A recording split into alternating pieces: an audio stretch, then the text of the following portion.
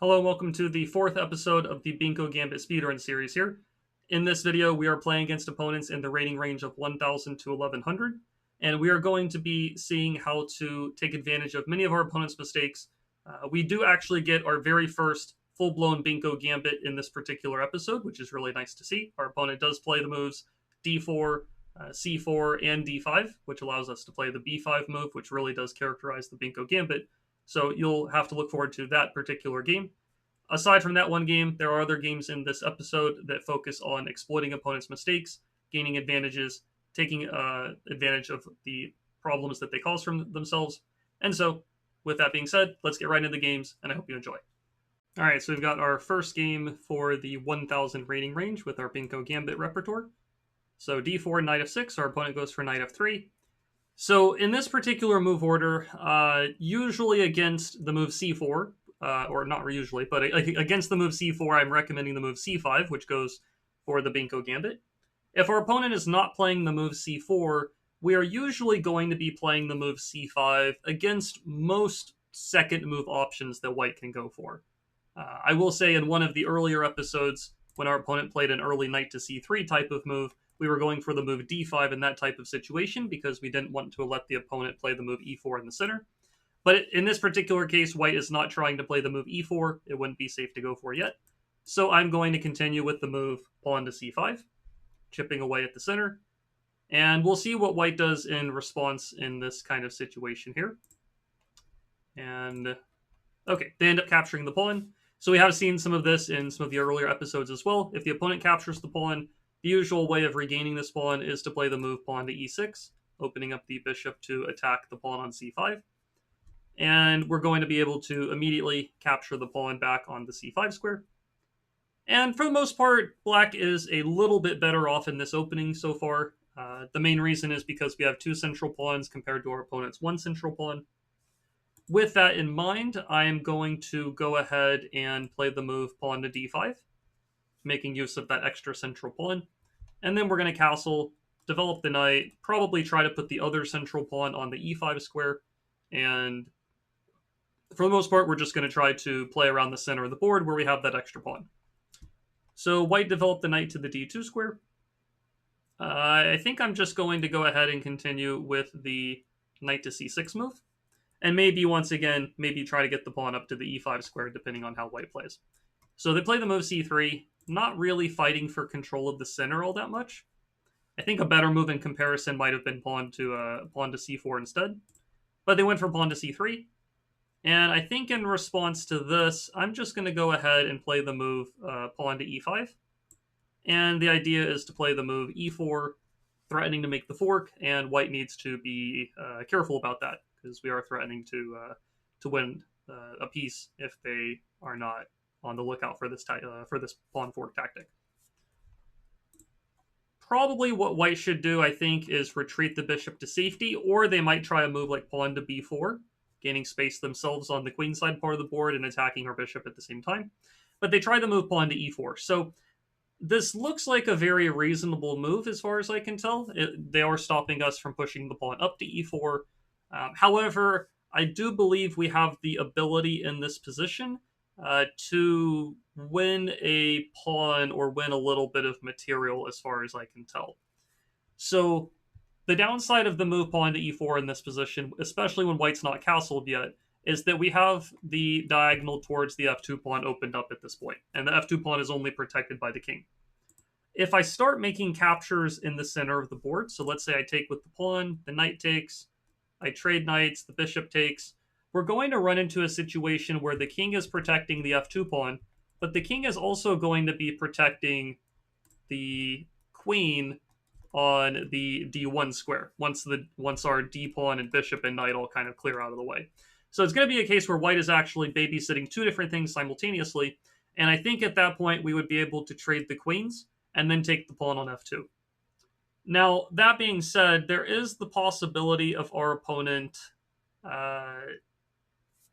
once their bishop is on the e4 square and we've taken their queen and then taken the f2 pawn, I think that they're able to take the knight on c6 with check. We have to recapture, and then they can take the pawn in the center of the board. And in a position like that, White has been able to equalize the material, and they are attacking the pawn on c6, but the advantage that we do have in that type of position is that we have the pair of bishops. A ton of pawns have been traded, so the position is wide open, so the bishops will usually thrive in a case like that. And our opponent's king is on the d1 square, which is kind of a not very safe location to be on. It's easy to check it in the center of the board. So I think we're going to take on e4. It's probably not the only good move. I think castling would also be a very fine move to go for, but I'm going to go for the trade of everything in the center of the board. Trade the knights. Trade the queens. I don't want to take the pawn first, because if the king takes, the rook on h1 would be protecting the queen. So I'm going to trade the queens first, then take the pawn on f2. Aside from taking the pawn, I could also make a move like pawn to f6 just to reinforce my pawn in the center of the board. That would also be, I think, a pretty solid way of doing things. But I'm going to go for this option of taking the f2 pawn. White moves the king to attack the bishop. I'm going to retreat the bishop back to a safer location. Either c5 or b6. If I go to c5, I might get hit by the b pawn.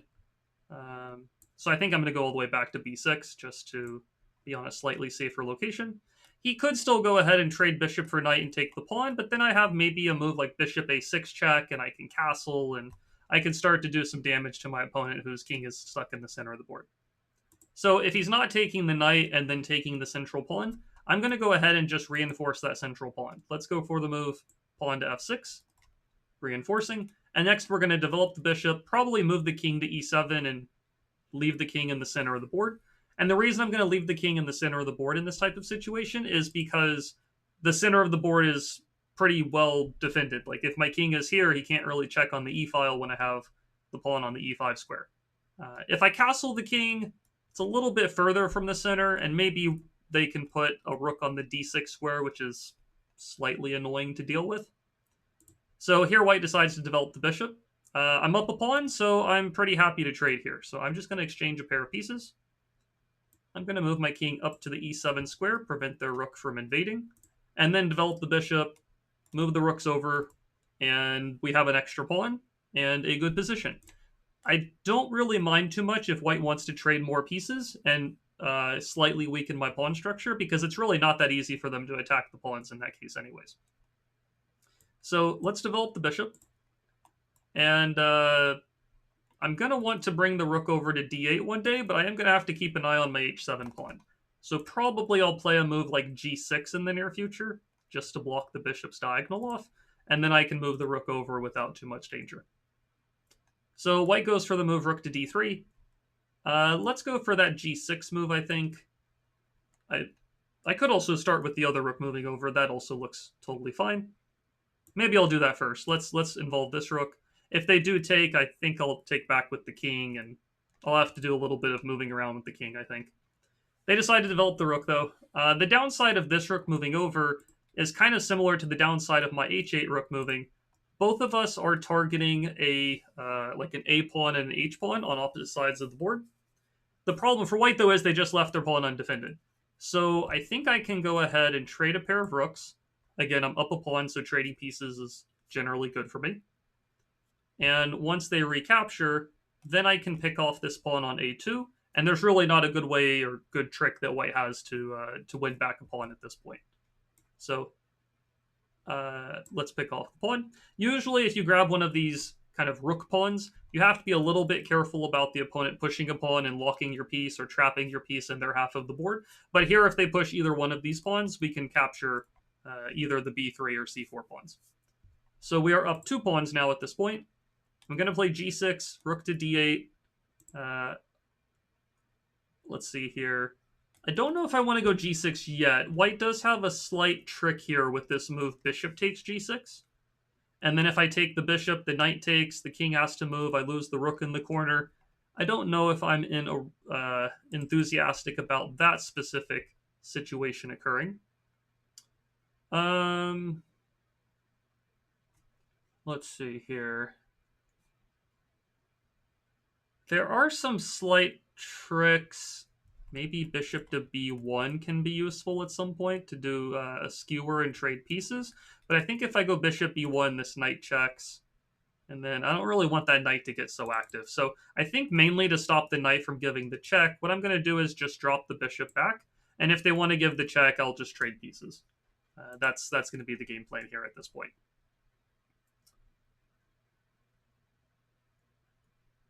So if they don't trade, then okay, they don't decide to trade. They play the move g4. Let's see here. I still want to play g6, but bishop takes g6 is still quite annoying. Let's do... I also want to play rook d8, but then they're going to take the h7 pawn. So once again, I'm not in a rush for that. I also can't really push the h pawn because then knight g6 is a big problem. So, I also don't really want to move the king because the rook coming into d6 is slightly annoying at the same time. So I think I'm going to move my own knight to the edge of the board, as weird as it sounds to kind of almost feel like I'm copying them. But my plan is to check here and bring the knight back to d6, which will help to control the f5 square. So if they check, I will take that and then check of my own and bring the knight back to defending everything. And again, I'm up 2 pawns. I'm really just trying to keep my opponent's counterplay limited as much as I can, which is a little bit easier said than done, I will say, in this position. They do have some active pieces, and my rook on h8 is having a little bit of a hard time getting in the game. So they do make the check. I'm going to eliminate that piece. And I would like to play rook d8 to stop the check on d7, which is white's main threat, but they would take the pawn on h7 or trade rooks and then take the pawn. That being said, I mean, even if I do that, actually, then I could still check and take the b2 pawn. The other option is to check right away, the king moves, and then play knight to d6. I think that's the route I'm leaning more towards, because once the king moves away somewhere and I bring the knight to d6, the bishop on f5 actually starts to run pretty low on squares. Okay, if they're going to go up to the e4 square, I am going to check on d6. They're going to have to retreat the king. And now with the knight on d6, I'm blocking off white's rook from accessing the d7 square. And I will either take the bishop next move, or I might even play the move pawn to g6 and kick the bishop backwards. That also looks pretty reasonable to go for. But let's see where the king goes. If the king had gone to d5, I would have traded the pieces, check, traded the rooks, and in the king and pawn endgame, we're up 2 pawns, so it's a very easy win for us at that point. So let's do...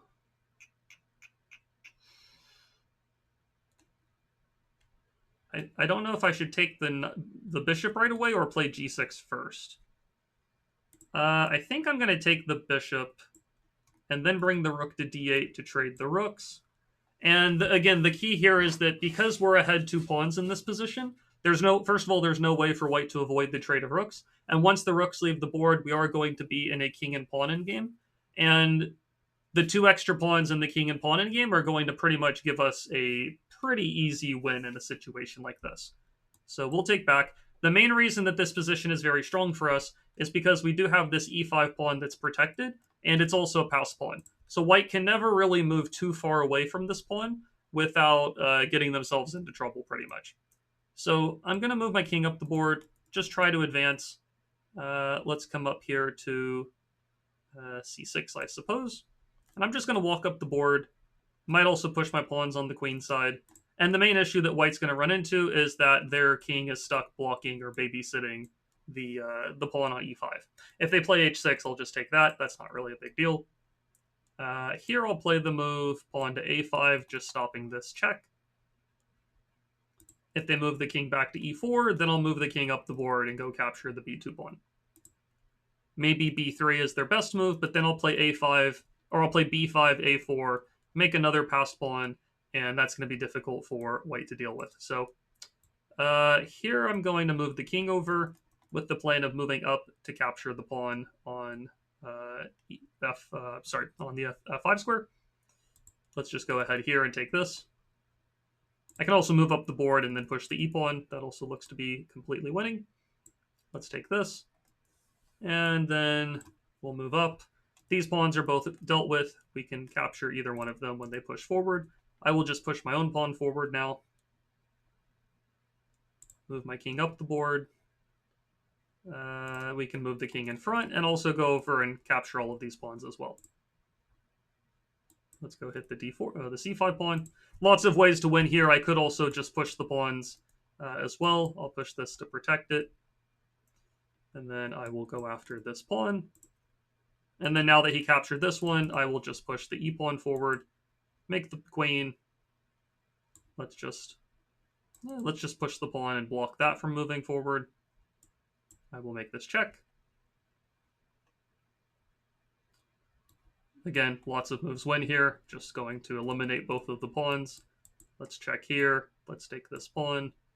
Let's take this pawn. And then we will promote pretty soon. I will just keep the queen a little bit close. Push. The king is pretty much just stuck in this little box here. We will just make the queen, and then we will give the checkmate here in this position. Okay, so we got the win. Let's go back through the game and check out the opening. So d4, knight f6, knight f3, c5. This is a very important move in a lot of the Benko Gambit variations that we will be seeing throughout the speedrun. I'm recommending the move pawn to c5 on the second move of the game against pretty much every move that white can try to throw at us, aside from the move knight c3, and also aside from the move, I think, like pawn to f3 or something like that. Essentially here, if white is not threatening, or if white is not trying to play the move e4 on move number like 2 or 3 of the game, then we're going to be playing the move pawn to c5. So knight f3, we go c5. c4, we go c5. e3, we go c5. g3, c5, etc., etc. If they go knight c3, we're not playing c5 in this case because they are going to be able to one day put 2 pawns in the center for free. Also, against the move pawn to f3, I wouldn't recommend c5. I would probably just go for d5 and make the claim that the f3 pawn looks very out of place. In this case, though, they go knight f3, we go c5. White's best move in this position for sure is to play the move pawn to d5. And against this, I recommend going for the move pawn to b5. Kind of like a Benko Gambit, but the difference here is that white hasn't pushed the pawn up to c4 just yet. And I've actually played this exact variation against a number of very, very strong players online. I've also played this against a grandmaster over the board and got a much better position out of the opening. And yeah, lots of players don't really know how to react to this opening all that well. We'll see more of this as the speedrun goes on, most likely. In this game, though, white took the pawn. We play e6 and regain the pawn. And for the most part, it's a slightly better position for black, especially once we're able to get a second pawn in the center. I do think a better move for white in comparison would have been pawn to c4. They are at least putting a little bit of pressure on the center that we have to be cautious about.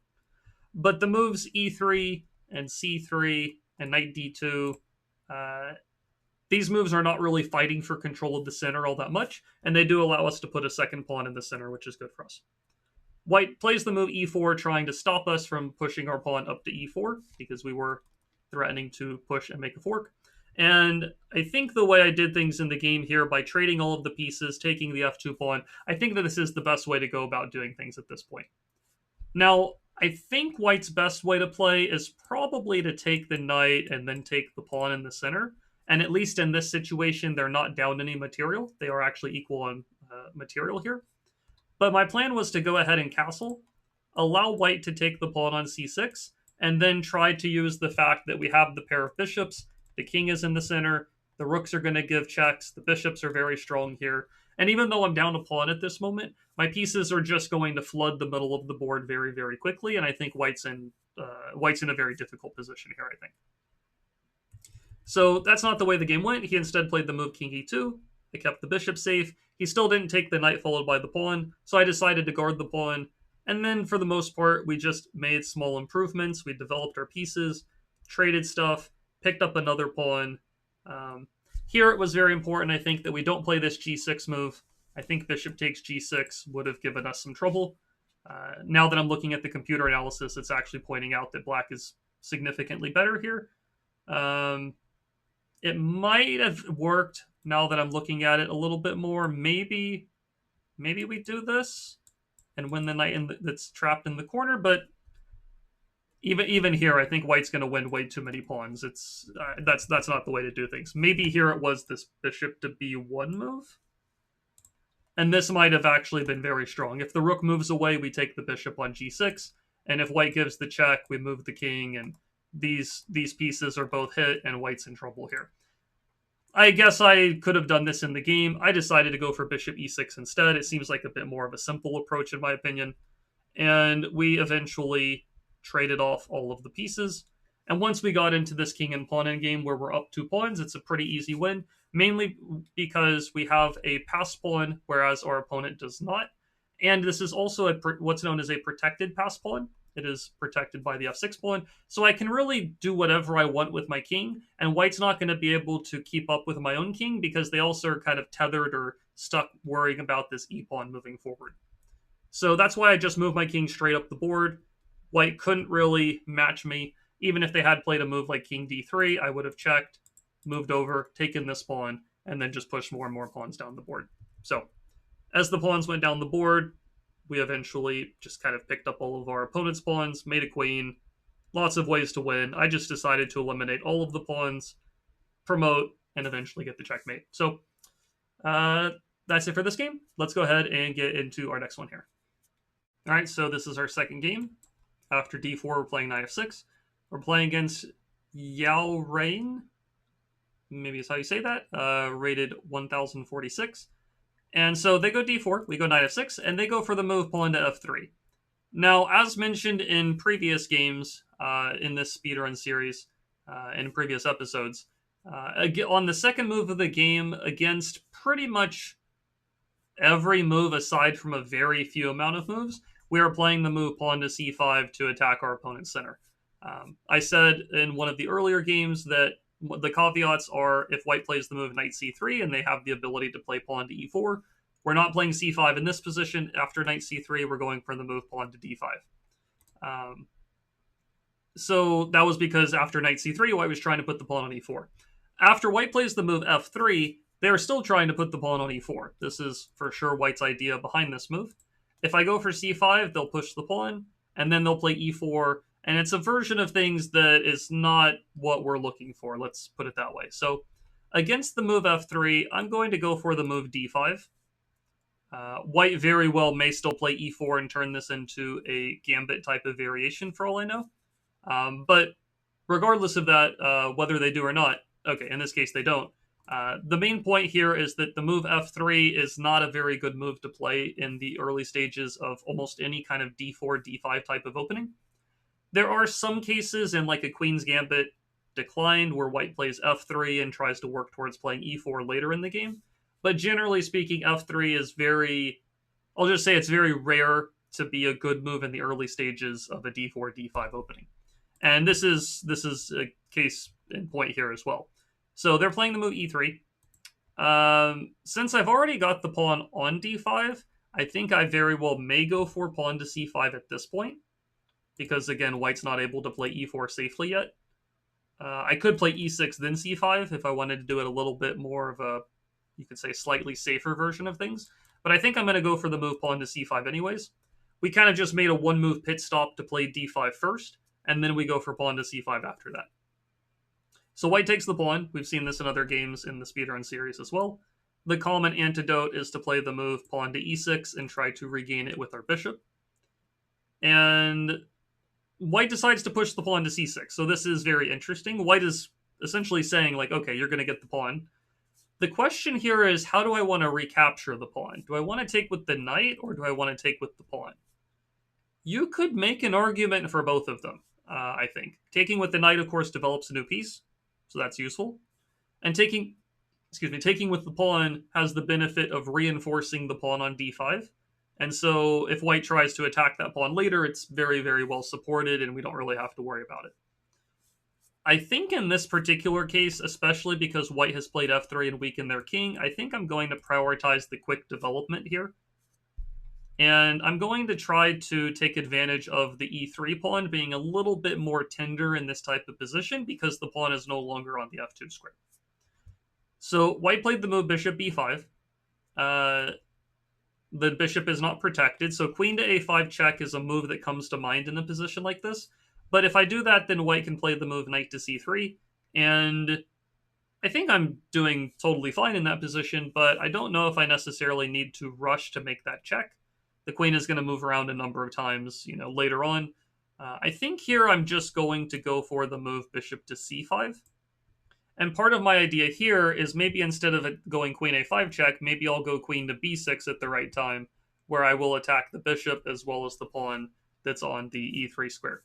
And this is only weak on the e3 square because white played that move pawn to f3 earlier in the game.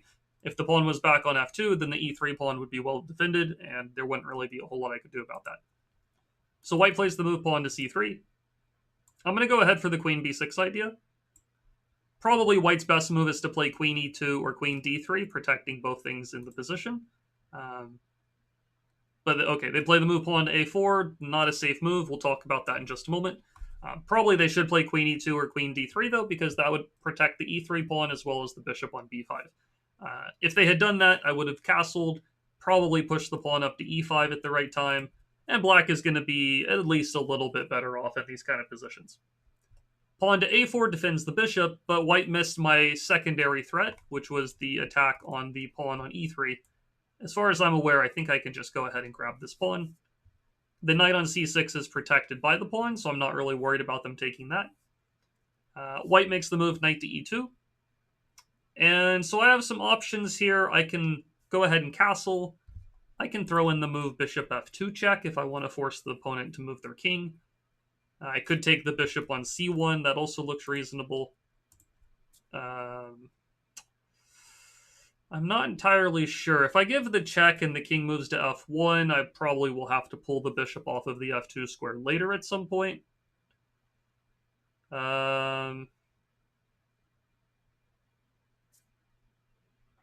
There are also some interesting ideas for white to take the knight and then play a move like pawn to a5, attacking my queen.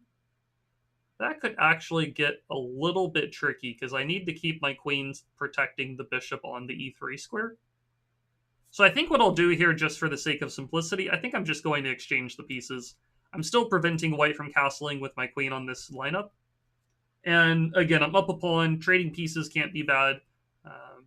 Now I'm going to go for the move, probably pawn to a6, just to pester this bishop.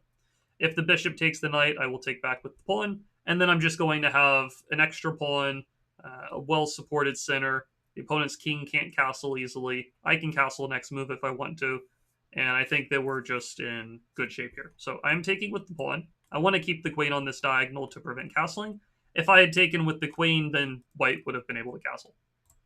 So they play the move b4. I'm going to go for the move a5.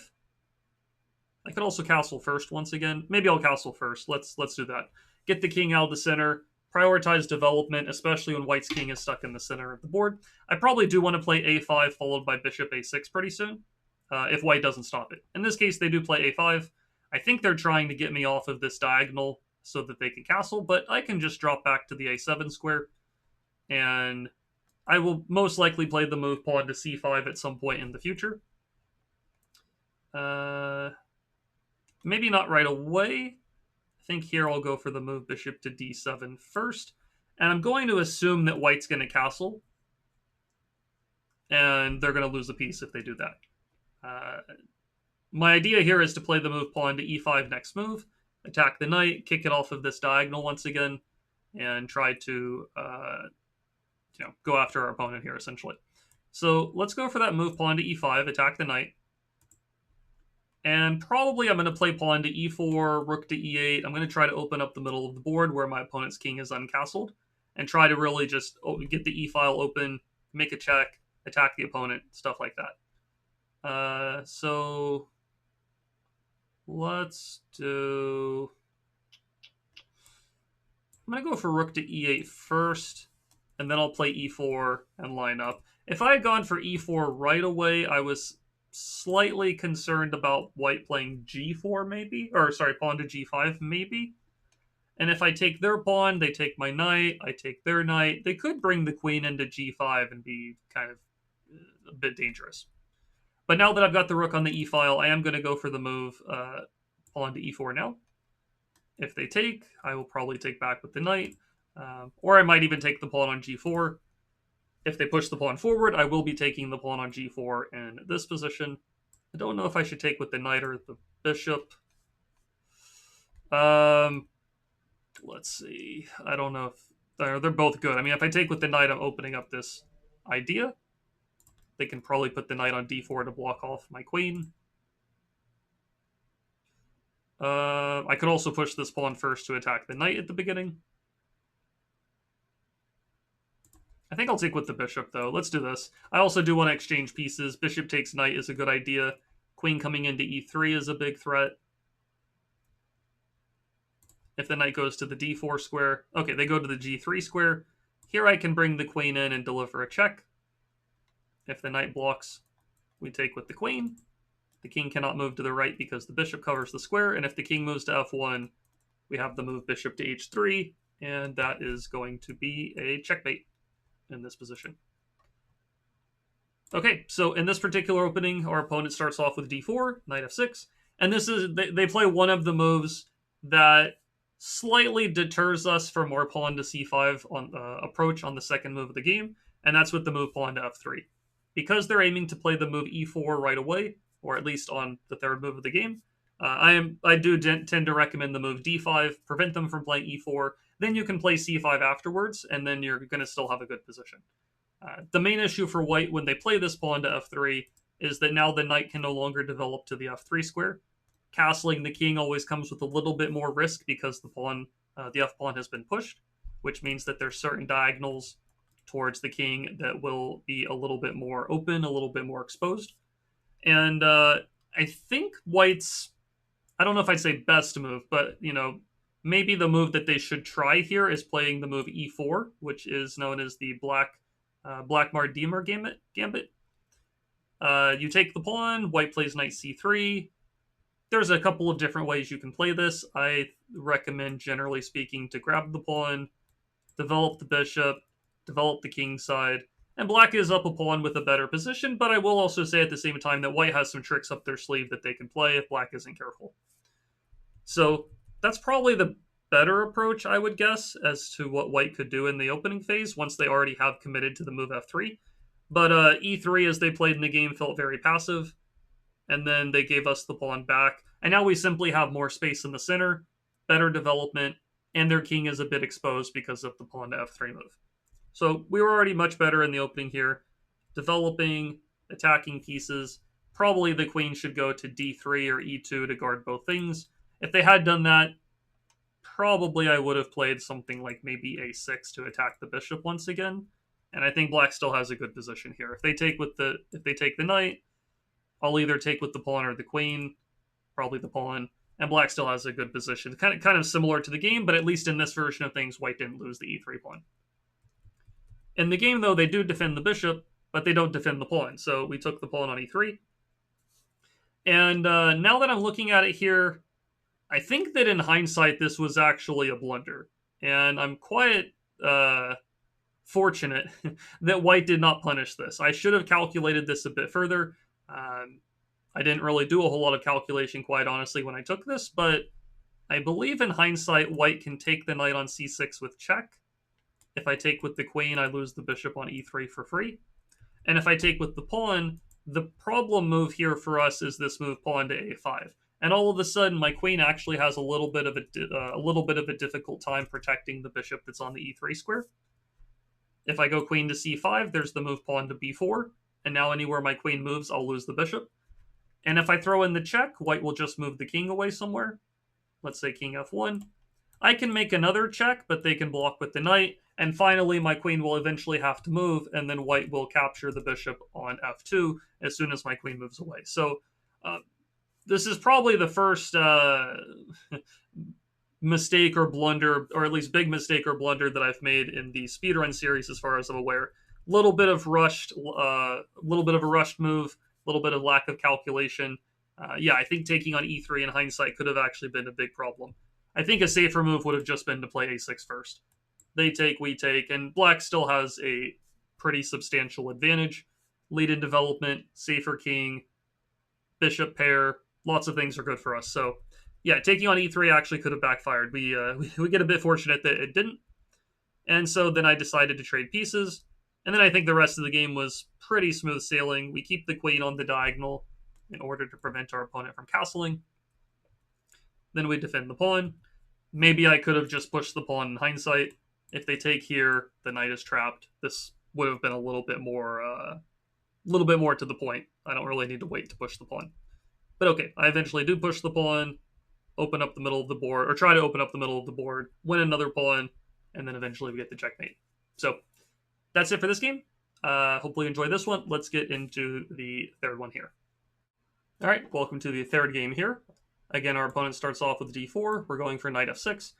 We're playing against DZE Dong from Italy, it looks like, rated 1055. So our opponent plays c4 on the second move of the game. We are going to go for c5, and we are going to see what our opponent does in response on move number 3 here. If they push the pawn up to d5, we are going to get our first kind of proper Benko Gambit type of scenario. If they don't push the pawn, we will have other ways we can react to whatever they do here.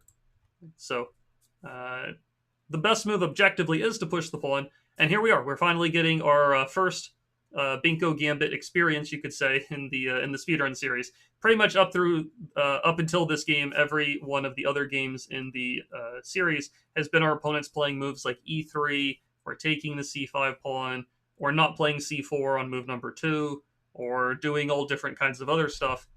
But here we're going to be able to go for our first real experience of the Benko Gambit. So b5 is the move that characterizes the Benko Gambit in this position. And the idea of the Benko Gambit is that we are using a flank pawn to pull away the c4 pawn from protecting the central d5 pawn. So it's kind of like, in a case like this, the c4 pawn is reinforcing the center. The c4 pawn is kind of like the support beam, so to speak, for the d5 pawn. If we can get rid of the c4 pawn, then it becomes a bit easier for us to attack and break down the d5 pawn.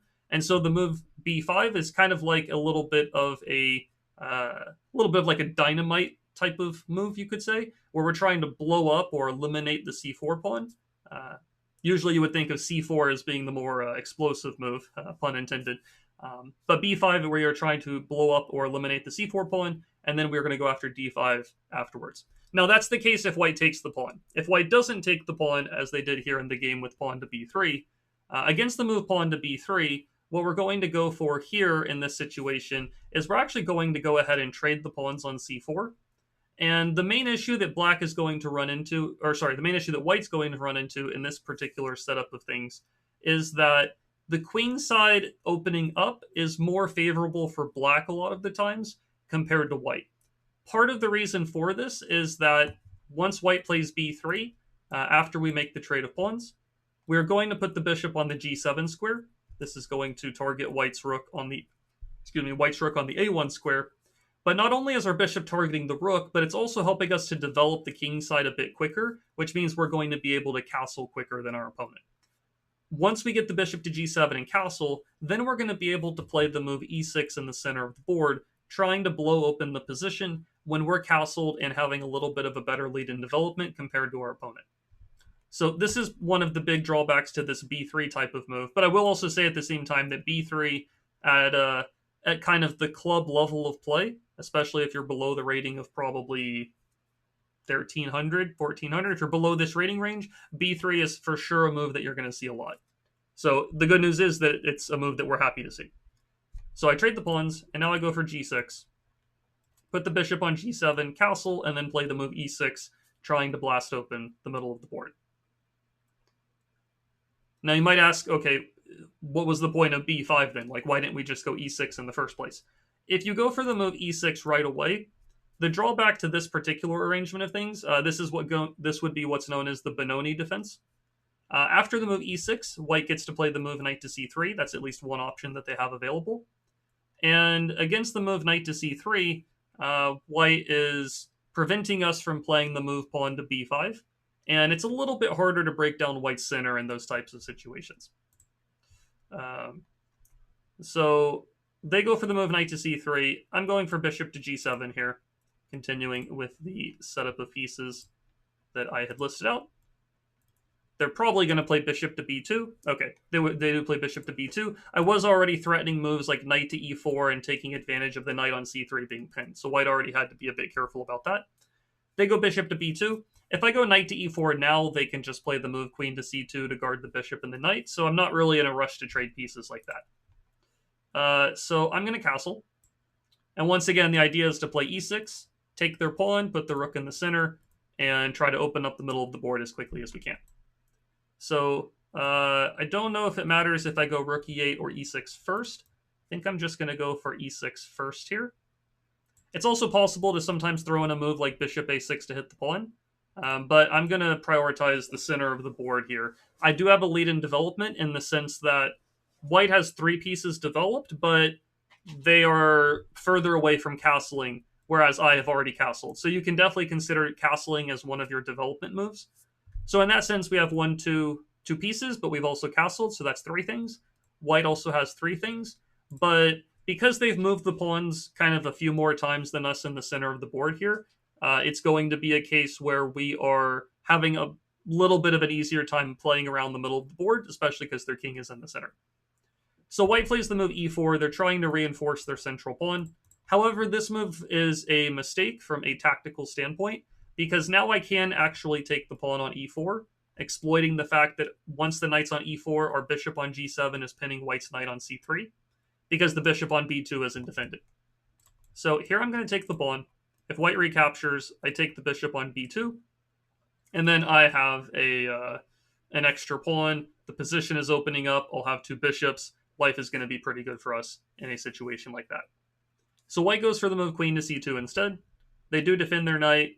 They do protect their bishop. They are attacking my knight on e4 now, but they've already lost a pawn, so it's already a good situation for us because of the pawn that we're ahead. So here I have a couple of different options. I could simply trade everything on the c3 square, then take the d5 pawn, check in the center, and I do think white would be in a lot of trouble in that specific position. But another option that's interesting here is to ignore what white's doing and play a move like queen to a5, attacking the knight on c3 a 3rd time, pinning it from a different angle. And if white were to take my knight, I would take theirs with check when my queen's on a5, and white would actually be in a lot of trouble in that situation. So I think I'm going to go for that. I'm going to go for queen a5. If you wanted to play this a bit more simply, you could, like I said, just trade everything in the center, or trade all the pieces, take the pawn, check in the center. That would also be a very good position for black. You'd be ahead of pawn with very good position for sure. So they play the move rook c1. They are reinforcing the knight. Now the threat of queen takes e4 is legitimate. With that in mind, I'm going to take the pawn on d5. I don't want to trade on c3 just yet. I want to keep the maximum amount of tension in the position. They cannot take with the knight since it's pinned. They cannot take my knight with the queen because it's defended by the pawn now. They have to pretty much take back with the pawn as far as I'm aware. And then I will play the move rook e8 lining up towards the king. That's the idea I'm kind of working towards here. So they do take back. I'm going to play that rook e8 move. And now I'm setting up a lot of danger for my opponent in the center of the board. They play the move bishop to e2. However, even though the bishop is blocking the e-file, as soon as my knight moves out of the way, the bishop's going to be pinned. So the question is, can I move the knight and then try to attack the bishop that is pinned in a kind of quick manner here? And I believe I can. If I trade everything on c3, capture everything, then I can play the move bishop to a6, attacking the bishop on e2. White would have to play the move rook back to c2 to protect the bishop, as far as I'm aware. But then the bishop would kind of be stuck. The king on e1 would be stuck because the king needs to guard the bishop, and I could work towards developing the rest of my pieces with an extra pawn and a lot of pins and trouble for the opponent. Now, I wonder a little bit here if starting with bishop a6 first makes any difference. If I start with bishop a6, if white can castle safely there, then it may not be the best move to go for. So I do think if I played bishop a6, I think that white could castle. Because if I was to take the bishop, the knight would recapture. And I think that white ends up they kind of end up in a position where black is better. Black is still up a pawn, but white did at least get the castle. So I think I'm going to go for the trading of everything on c3 route, and then look to play bishop a6 as a follow-up afterwards. So let's take on c3 with check. I don't think it matters which piece I take with. I can do it this way. I suppose it's also the case that if white takes with the queen, which they kind of have to, I could also take the pawn on a2 here, which also looks quite strong, I will say. I would be attacking the bishop that's pinned, and white would probably have to play something like rook to c2 in order to stop the threat. Maybe then I give another check. Maybe the rook goes back. I think that would also work out quite well here. I wonder if white would be able to get away with sacrificing the bishop. I'm not entirely sure. I do have a slight issue in this position as black. I have I have very bad queenside development. I haven't moved any of these pieces yet. If white's able to open up the center of the board, maybe even sacrifice the bishop and somehow, use their queen and my slightly exposed king, there could actually be some scenarios where this gets a little bit tricky. So I think for the sake of simplicity, I'm going to trade the queen, sorry. I'm going to play the bishop a6 move to attack the bishop. He has to either move the rook or the knight backwards to guard it. I guess he could play rook e3. I actually had not noticed that option. But even there, I think I'm just going to trade all the pieces and then develop the rest of my stuff, and I think I should be happy with the extra pawn. So he plays rook to c2. Okay, I think rook e3 might have been a better option, quite honestly. Here I'm going to go for the move pawn to d6. I'm not in a rush to take the bishop yet. I'm only going to take the bishop once white moves away from the pin, like king f1 or king to d1. If they leave the pin there, then I'm going to just focus on developing my other pieces, and then I'll only take the bishop again when the pin's broken. Now, he plays the move king d2. This gets away from the pin, but the problem is this gets in the way of the rook. Okay, he ended up resigning right away. He got in the way of the rook. I was going to play rook takes e2 with check, and then once the king moved, I would trade the rooks, and I would just be up a piece and ahead of pawn with a much, much better position there. So let's go back through this game. We get our first real Benko Gambit, and our opponent goes for this b3 move, which is going to be, like I said during the game, this is going to be very, very common at the kind of under 1400 rating level, I would say. So we're probably going to see this again, is my guess, within the next couple of episodes, probably. Maybe even, a little bit further up the rating ladder. The downside of pawn to b3, though, is that we're able to trade pawns on c4.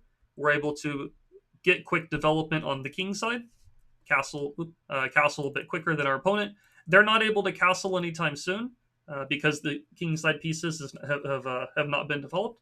They have to move the knight, then move a pawn, then move a bishop, then castle. So it's going to essentially take them 4 moves before they're able to castle the king.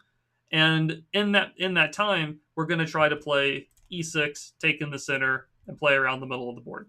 And as you saw in the game, it worked out very nicely. The move e4 ended up being a blunder from our opponent. They lose the pawn based on the pin here. If they had taken my knight, I would take their bishop. The rook moves away. Probably I just moved the bishop back to safety is my assumption. And they also cannot take the pawn on c5 because then the move queen a5 check would win a piece.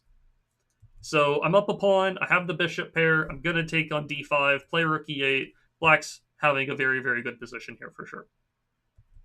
So instead, white played queen c2, and I think it would have been totally fine to just trade everything on the c3 square and then take on d5. Quite honestly, this, I think this looks very, very good. If the bishop blocks, we still have the move bishop a6, and it's a very similar problem to what our opponent had in the game, except it might even be a better version of things because the rook is not able to help protect the bishop on e2. White would have to play something like knight to g1 here, which is just a really, really sad-looking move. After d6, knight d7, or maybe queen e7, white's in a ton of trouble in this position. But, okay, I played it a little bit differently. I went for this queen a5 move, which is also quite strong. They defended the knight another time. I took in the center, lined up towards the king, traded everything on c3. Maybe, and again in hindsight, maybe bishop a6 was also quite strong. The computer is pointing out that there's an even stronger move available, which I am not really entirely sure what it is. Maybe it's d6 and just put the bishop on f5. Anyways, I think the way we played in the game looked very good. I just decided to trade everything, go after the bishop that was pinned. And yeah, I think that white's best move in hindsight was this move, rook to e3. I would have traded the rooks, traded the bishops, played d6, developed my knight, and okay, white's down a pawn. Maybe it's not actually that terrible of a position for white in the grand scheme of things, but black is definitely a little bit better with the extra pawn here for sure. White played rook c2 instead. I did play d6. And then here, king to d2 was the big blunder. I was going to take the bishop on e2 next move. I think white kind of has to play a move like king to d1 instead. But I would have still traded all the pieces, developed the knight, and then I would start to target the isolated d5 pawn with knight to b6 or knight to f6. And white's going to still be in a lot of trouble in a position like this.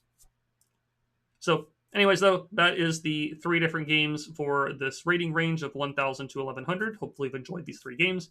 We got our first Benko Gambit kind of proper with our opponent playing d4, c4, and the move d5.